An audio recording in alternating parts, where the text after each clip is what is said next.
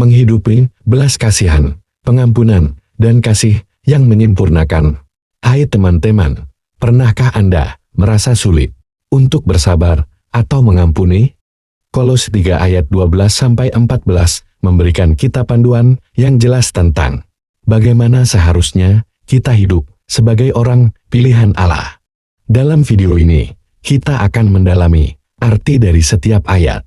Jangan lewatkan, karena penjelasan ini bisa mengubah cara pandang kita terhadap sesama. Bagian 1. Memahami panggilan kita sebagai orang pilihan Allah. Kolose 3:12 berkata, karena itu, sebagai orang-orang pilihan Allah yang dikuduskan dan dikasihinya, kenakanlah belas kasihan, kemurahan, kerendahan hati, kelemah lembutan, dan kesabaran. Apa yang dimaksud dengan mengenakan ini semua? Mari kita bahas lebih dalam. Sebagai orang percaya, kita dipanggil bukan hanya untuk menjadi penonton, tetapi untuk benar-benar mengenakan karakter Kristus dalam hidup kita. Ini berarti kita harus menampilkan belas kasihan ketika orang lain membuat kita marah, menunjukkan kemurahan ketika ada yang membutuhkan, dan bersikap rendah hati serta lemah lembut dalam semua situasi. Namun, apakah ini mudah dilakukan? Tentu saja tidak. Tetapi ingat, kita adalah orang-orang yang dipilih dan dikuduskan oleh Tuhan. Dengan kekuatan Roh Kudus, kita mampu melakukannya. Jadi, bagaimana kita bisa mulai menerapkan ini hari ini? Simak penjelasannya setelah ini. Bagian 2. Mengapa pengampunan itu penting? Di ayat 13, kita diberitahu, sabarlah kamu seorang terhadap yang lain, dan ampunilah seorang akan yang lain.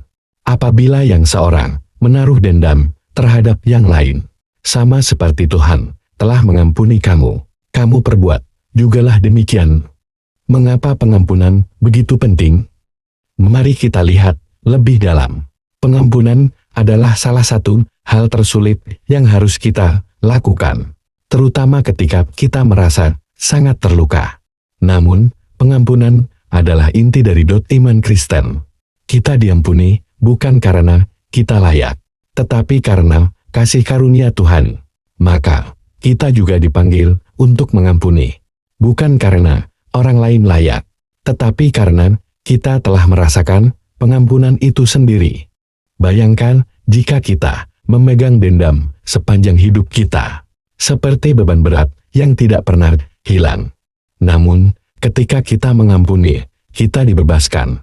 Dan inilah bagian terbaiknya ketika kita mengampuni. Kita juga membuka hati kita untuk damai sejahtera yang hanya bisa diberikan oleh Tuhan. Siapkah Anda untuk melepaskan beban itu hari ini? Bagian 3. Kasih yang menyempurnakan. Dan akhirnya, ayat 14 berkata, dan di atas semuanya itu, kenakanlah kasih sebagai pengikat yang mempersatukan dan menyempurnakan. Mengapa kasih disebut sebagai pengikat yang mempersatukan dan menyempurnakan? Ini adalah pertanyaan yang sangat penting. Kasih adalah inti dari semua yang kita lakukan sebagai orang Kristen. Tanpa kasih, semua perbuatan baik kita hanyalah kebisingan kosong. Kasih adalah pengikat yang mempersatukan. Karena dengan kasih, kita dapat mengatasi perbedaan, mengampuni kesalahan, dan membangun komunitas yang kuat. Dalam setiap tindakan kita sehari-hari, kasih harus menjadi dasar kita.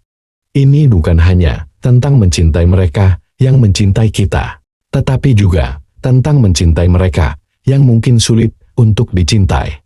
Bagaimana kita bisa mulai menunjukkan kasih ini lebih lagi dalam hidup kita? Mari kita pikirkan bersama. Kolose 3 ayat 12-14 mengajarkan kita tentang belas kasihan, pengampunan, dan kasih yang sempurna. Ini bukanlah tugas yang mudah, tetapi dengan bimbingan Roh Kudus, kita dapat hidup sesuai dengan panggilan ini, untuk mengenakan sifat-sifat ini setiap hari. Terima kasih telah menonton sampai akhir. Jangan lupa untuk like, share, dan subscribe untuk lebih banyak renungan seperti ini. Dan ingat, Setiap tindakan kasih yang Anda tunjukkan membuat perbedaan. Sampai jumpa di video berikutnya. Tuhan memberkati.